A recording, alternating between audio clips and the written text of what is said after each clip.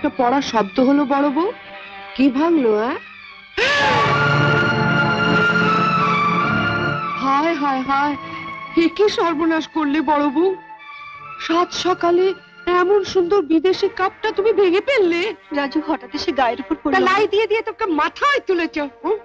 যেমন শিক্ষা দেবে তেমন তো ছেলে তৈরি হবে। ও মেজ বউ, মেজ বউ দেখে যাও, সাত সকালে তোমার কি সর্বনাশটা হয়ে গেল, একবার দেখে যাও।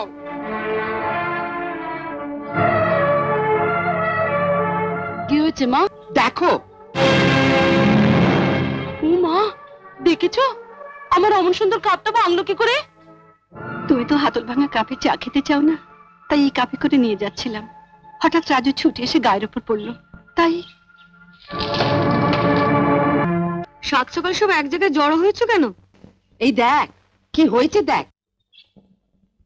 মেজ বৌদি, তোমার ভাই সে জাপান থেকে কাপের সেটটা এনে দিয়েছিল, তার একটা না?